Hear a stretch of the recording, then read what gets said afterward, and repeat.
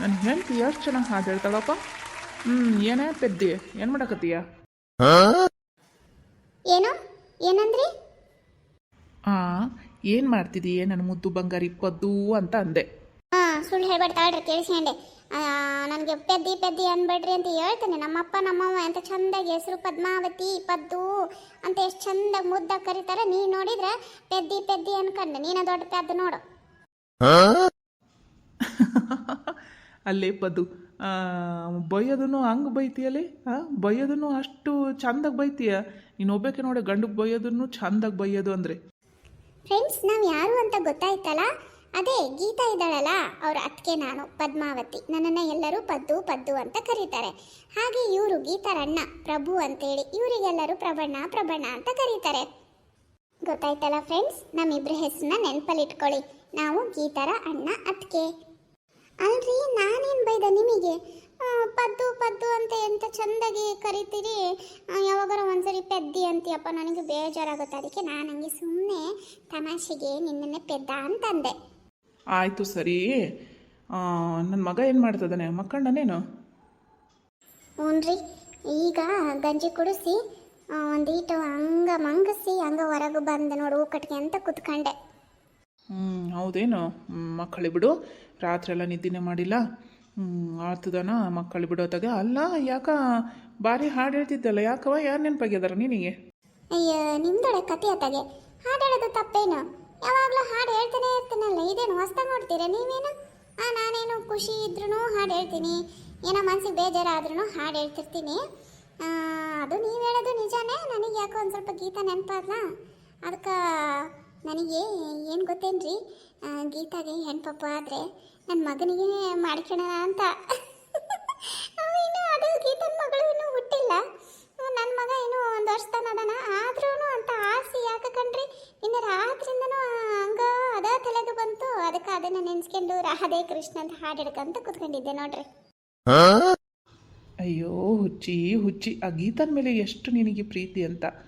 ನಾವೇನೋ ಅಣ್ಣ ತಂಗಿ ರಕ್ತ ಸಂಬಂಧ, ಆ ಬಾಂಧವ್ಯ ಇದ್ದೇ ಇರ್ತತಿ. ಆದರೆ ನೀನು ಹೊರಗಿಂದ ಬಂದು ನನ್ನ ಹೆಂಡತಿಯಾಗಿ ನನ್ನ ತಂಗಿನ ಒಳ್ಳೆ ಮಗಳು ಥರ ನೋಡ್ಕೊಂತೀಯಲ್ಲ, ಅಷ್ಟು ಪ್ರೀತಿ ಮಾಡ್ತೀಯಲ್ಲ ಪದ್ದು. ನಾನಂತೂ ನೀನಂತ ಹೆಂಡತಿ ಪಡೆಯೋಕ್ಕೆ ಭಾರಿ ಪುಣ್ಯ ಮಾಡಿದ್ದೆ ಕಣೆ. ನನಗಂತೂ ಭಾರಿ ಖುಷಿ ಆಕತಿ. ನನಗಿಂತ ಜಾಸ್ತಿ ನನ್ನ ತಂಗಿನ ಮಗಳ ಥರ ನನ್ನ ತಂಗಿನ ಪ್ರೀತಿ ಮಾಡ್ತೀಯಲ್ಲ, ಅದು ನನಗೆ ಭಾರಿ ಇಷ್ಟ ಆಕತಿ ನೋಡು ನಿನ್ನಲ್ಲಿ. ನೀನು ನನ್ನ ತಂಗಿನಂತ ಅಲ್ಲ ಬಿಡು, ಎಲ್ಲ ನನಗೆ ಪ್ರೀತಿ ಮಾಡ್ತೀಯ, ಆದರೆ ಜಾಸ್ತಿ ನನ್ನ ತಂಗಿನ ಭಾರಿ ಪ್ರೀತಿ ಮಾಡ್ತೀಯ. ನೀನು ಅನ್ಕೊಂಡಾಗೆ ಆಕೆಗೆ ಹೆಣ್ಣು ಆಗ್ಬೇಕಲ್ಲ. ಗಂಡ ಆದರೆ ಏನು ಮಾಡೋದು? ಅಳಿಮೈ ಹುಟ್ಟಿದ್ರೆ ಏನು ಮಾಡ್ತೀಯ? ಸೊಸೆ ಹುಟ್ಟಿದ್ರೆ ನನಗೆ ಸುಳ್ಳು ಯಾಕೆ ಹೇಳೋಣ, ನನಗೂ ಯಾಕೋ ತಲೆಗೆ ಹಂಗೆ ಬಂದಿತ್ತು. ಮೊನ್ನೆ ಸೀಮಂತ ಕಾರ್ಯಕ್ಕೆ ಹೋದಾಗ ನನ್ನ ತಂಗಿಗೆ ಏನಾದರೂ ಹೆಣ್ಣು ಹುಟ್ಟುಬಿಟ್ರೆ ನನ್ನ ಮಗನಿಗೆ ತಂದ್ಕೊಂಡು ನನ್ನ ಮನೆಗೆ ನನ್ನ ಮಗಳು ಥರ ಬೆಳೆಸ್ಬೇಕು ಅನ್ನೋ ಆಸೆನೇ ಪದ್ದು. ನನ್ನ ಆಸೆ ನಿನ್ನ ಆಸೆ ಎರಡೂ ಒಂದ ನೋಡು. ಹಿಂಗೆ ಅರ್ಥ ಮಾಡ್ಕೊಳಾರು ಯಾರೂ ಸಿಗಲ್ಲ. ಭಾರಿ ಒಳ್ಳೆ ಅತಿಗೆ ಮಾಡ್ಬಿಡು ನನ್ನ ತಂಗಿಗೆ ನೀನು.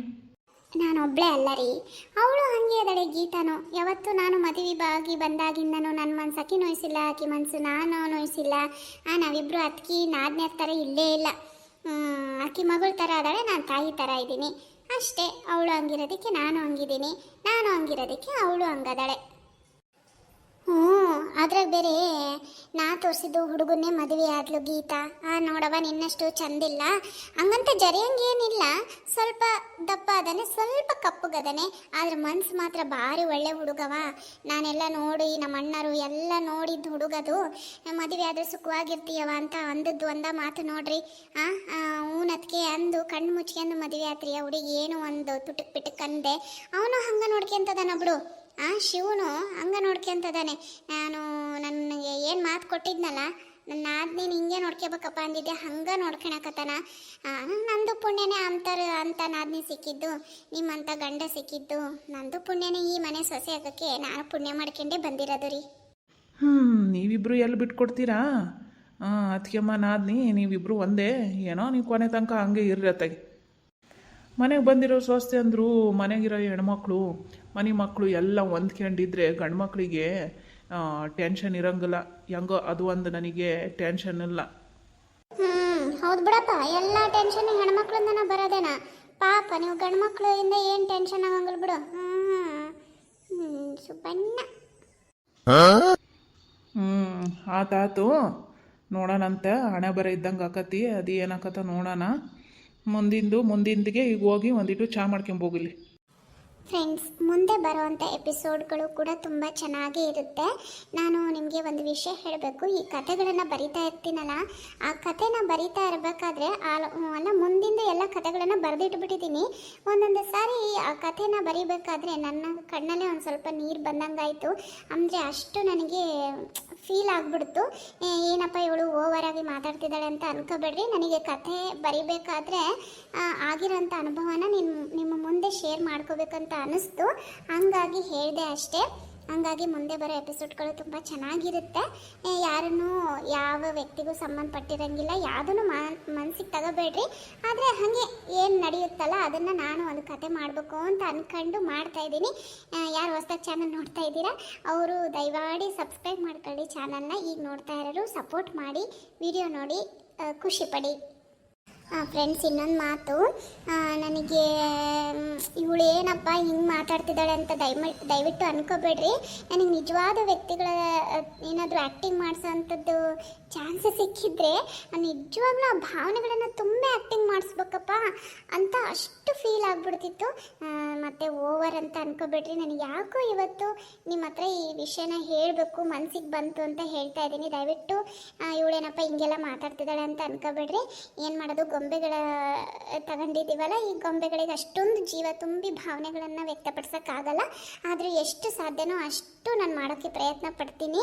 ವೀಡಿಯೋಸ್ನ ದಯಮಾಡಿ ಇದಕ್ಕೆ ಸಪೋರ್ಟ್ ಮಾಡಿ. ಮತ್ತೊಮ್ಮೆ ಹೇಳ್ತೀನಿ, ಇದನ್ನು ಓವರ್ ಅಂತ ತಿಳ್ಕೊಬೇಡಿ. ನನ್ನ ಮನಸ್ಸಿಗೆ ಇವತ್ತು ನಿಮ್ಮ ಹತ್ರ ಹೇಳಬೇಕಂತ ಅನ್ನಿಸ್ತು, ಅದಕ್ಕೆ ಹೇಳ್ತಾ ಇದ್ದೀನಿ. ನಾನು ಮನುಷ್ಯರಿಗೆ ಒಂದಲ್ಲ ಒಂದಿನ ಯಾರೋ ಬೇಜಾರು ಮಾಡಿರ್ತಾರೆ, ಏನೋ ಮನಸ್ಸಿಗೆ ನೋವಾಗಿರುತ್ತಲ್ಲ, ಆ ಮನಸ್ಸಿನ ನೋವಿನಿಂದ ಆ ಕಥೆಗಳನ್ನು ಬರಿಬೇಕಾದ್ರೆ ಆಗಿರೋಂಥ ಭಾವನೆಗಳನ್ನು ಆ ಥರ ನಾನು ನಿಮ್ಮ ಹತ್ರ ಹೇಳ್ಕೊಳ್ತಿದ್ದೀನಿ. ಏನಾದರೂ ತಪ್ಪಿದರೆ ದಯವಿಟ್ಟು ಕ್ಷಮಿಸಿ, ಸಪೋರ್ಟ್ ಮಾಡಿ ಫ್ರೆಂಡ್ಸ್.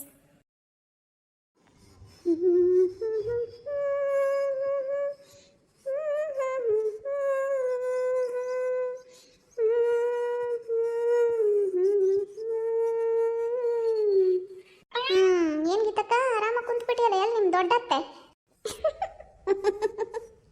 ಯವ್ವ, ನನಗಂತೂ ವಿಮಲ ಅಲ್ಲೇ ನನಗೆ ನಮ್ಮ ದೊಡ್ಡತ್ತೆ ಮೇಲೆ ನಿನಗೆ ಭಾರಿ ಕಣ್ಣಲ್ಲ.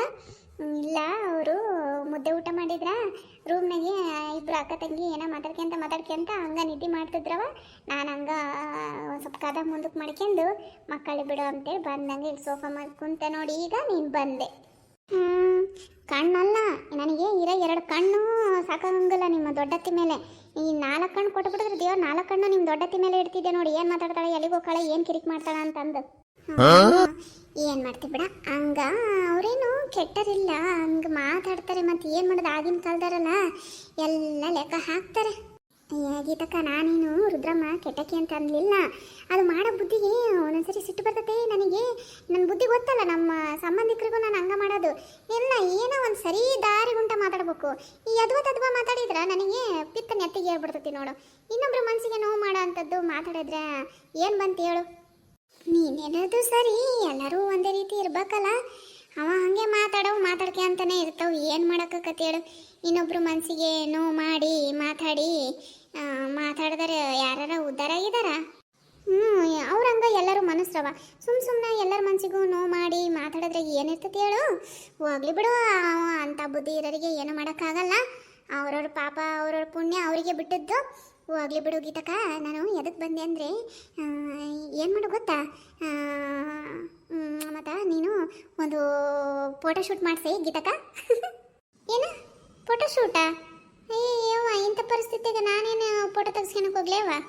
ಅಲ್ಲೇ ವಿಮಲ, ನಿನಗೆ ಗೊತ್ತು, ಅರ್ಧ ಗಂಟೆ ಚಲೋ ತಂಗಿದ್ರೆ ಅರ್ಧ ಗಂಟೆ ತಲೆ ಸುತ್ತತಿ ಅಂತ ಮಕ್ಕಂತಾನೆ, ಸುಸ್ತು ಅಂತ ಮಕ್ಕಂತಾನೆ. ನಾನು ಫೋಟೋ ತೆಗೆಸ್ಕೊಳಕ್ಕೆ ಹೋಗ್ಲೆ?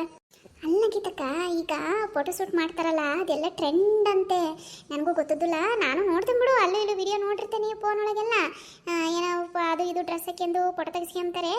ಹಿಂಗೆಲ್ಲ ಪ್ರೆಗ್ನೆಂಟ್ ಇದ್ದಾಗ ಶ್ವೇತನು ಮೊನ್ನೆ ಬಂದಾಗ ಹೇಳಿದ್ಲು, ನಮ್ಮ ಗೀತಕ್ಕಗೂ ಫೋಟೋ ತೆಗೆಸ್ಕೊಳಕ್ಕೆ ಹೇಳ್ಬೇಕು, ಫೋಟೋಶೂಟ್ ಮಾಡಬೇಕು ಅಂತ ಅಂತಿದ್ಲು. ಅದಕ್ಕೆ ನಾನು ನಿನಗೆ ಹೇಳಿದೆ. ಶ್ವೇತ ಮೊನ್ನೆ ಬಂದಿದ್ಲಲ್ಲ ಮನೆಗೆ, ಹಂಗೆ ಅಂತಿದ್ಲು ಗೀತಕ್ಕಿಗೆ ಫೋಟೋಶೂಟ್ ಮಾಡಿಸಿ ಅಂತ ಹೇಳ್ಬೇಕು ಅಂತ. ಮತ್ತು ನಾವು ಎಲ್ಲ ಮೊಬೈಲಾಗ ನೋಡಲ್ಲ ಗೀತಕ್ಕ, ಎಲ್ಲ ಫೋಟೋಶೂಟ್ ಮಾಡಿಸಿ ಅಂತಾರೆ. ಈಗ ಅದೆಲ್ಲ ಟ್ರೆಂಡ್ ಅಂತವ. ಮತ್ತು ಮಾಡಿಸಿ ನೀನು ಸುಮ್ಮನೆ ನೀನು ಚೆನ್ನಾಗಿರೋ ಡ್ರೆಸ್ ಹಾಕ್ಯಂಡು ಫೋಟೋಶೂಟ್ ಮಾಡಿಸಿ ಗೀತಕ್ಕ. ಅದೇನೋ ಅಂದ ತಡೆಯವ ಶ್ವೇತಾ ಬೇಬಿದು ಬಂಪು ಫೋಟೋ ಶೂಟ ಏನೋ ಅಂದವ. ನನಗೆ ಅರ್ಧಂಬರ್ಧ ನೆನಪಿಲ್ಲ. ಮೊನ್ನೆ ಬಂದು ಹೇಳಿದ್ಲು ಆಕಿನ ಕರ್ಕೊಂಬರ್ತಾನೆ ತಡಿ. ಕರ್ಕೊಂಬಂದಾಗ ಆಕೆ ಎಲ್ಲ ಹೇಳ್ತಾಳೆ ಹೆಂಗೆ ಫೋಟೋ ತೆಗಿಸ್ಕೋಬೇಕು ಅಂತ. ಸುಮ್ಮನೆ ತೆಗಿಸ್ಕೆ ನೀನು ಹೇಳ್ತಾನೆ ಕೇಳು. ಹಂಗಂತೀಯ? ಏನವ ನೋಡೋಣ ತಡಿ. ನಮ್ಮ ಅತ್ತೆ ಹೂ ಅಂತತಿ, ನಮ್ಮ ಮನೆಯವ್ರು ಹೂ ಅಂತಾರೆ ಬಿಡು. ಫೋಟೋ ತೆಗಿಸ್ಕೊಣ ಅಂದ್ರೆ ಅವ್ರೇನೋ ಇಲ್ಲವ ನಾನು ಭಾಳ ತೆಗಿಸ್ಕೊನಲ್ಲ ಒಂದೆರಡು ತೆಗಿಸ್ಕೊಂತೀನಿ ಅಂತ ಅಂದರು ಅನ್ಬೋದು ನಿಮ್ಮ ಅಣ್ಣ. ಆದರೆ ಈ ರುದ್ರತಿನ ಹೆಂಗೆ ಒಪ್ಸೋದು? ಅವ್ರು ಬೇರೆ ಇದೇ ಟೈಮಿಗೆ ಬಂದುಬಿಟ್ಟಾರೆ. ನನ್ನ ಡೆಲಿವರಿ ಆದಮೇಲೆ ಬಂದಿದ್ರೆ ಇನ್ನೂ ಚೆನ್ನಾಗಿತ್ತು. ಈಗ ಬಂದುಬಿಟ್ಟಾರೆ. ಇದಕ್ಕೇನಾರ ಅಂತಾರೆ ನಾವು, ಅವರು ಭಾರಿ ಸಂಪ್ರದಾಯ ಹಂಗೆ ಹಿಂಗೆ ಅಂತಾರೆ. ಒಂಚೂರು ಹೊಟ್ಟೆ ಕಾಣಂಗಿಲ್ಲ, ಸೆರಗು ಮುಚ್ಕೊಳವ, ದೃಷ್ಟಕತಿ, ಹಂಗಕತಿ ಹಿಂಗಕತಿ ಅಂತಾರೆ. ಇನ್ನು ಅವಜ್ಜಿ ಫೋಟೋ ತೆಗಿಯಕ್ಕೆ ಬಿಡ್ತೈತೆ ಅಂತ ಮಾಡಿ ನಮ್ಮನ್ನ. ಏ ಅವಜ್ಜಿದು ಏನಜ್ಜಿ ಸುಮ್ಕಿರ. ಅವಜ್ಜಿದು ಒಂದು ಕತೆ ಆತಾಗೆ. ಒಂದು ಮುದ್ದೆ ಉಂಡೆ ಇಲ್ಲಿ ತನಕ ಗೊರ್ಕಿ ಕೇಳಿಸತ್ತಿ ನಿಮ್ಮ ಅತ್ತಿದು ದೊಡ್ಡತ್ತಿದು. ಇನ್ನೊಂದು 2 ಮುದ್ದೆ ಉಣ್ಸಿ ನಿದ್ದೆ ಮಾಡ್ಸಕ್ಕೆ ಹಚ್ಚಿ ನಾವು ಹೋಗಿ ಫೋಟೋ ತೆಗ್ಸ್ಕೊಂಬರ. ನಾನು ಸುಮ್ಮನಿರು. ನೋಡೋಣ ಶಿವಣ್ಣನ ಹತ್ರ ಮಾತಾಡ್ತೀನಿ, ಏನಂತಾರ ನೋಡೋಣ. ಪರಮನ ಹತ್ರನೂ ಮಾತಾಡ್ತೀನಿ. ಫೋಟೋ ತೆಗ್ಸೋಣ ಬೇಗ ತಕ್ಕಂದು ಅಂತಂದು ಅವರೆಲ್ಲ ಹ್ಞೂ ಅಂತಾರೆ. ಈ ಅಜ್ಜಿ ಮುದ್ದೆ ಉಣಿಸಿ ಸುಮ್ಮನೆ ನಿದ್ದೆ ಮಾಡಕ್ಕೆ ಹೇಳ. ನಾನು ಸುಮ್ಮನಿರು. ನೋಡಿ ಫ್ರೆಂಡ್ಸ್, ಹೆಂಗಿದೆ ನಮ್ಮ ವಿಮಲನ ಐಡಿಯಾ.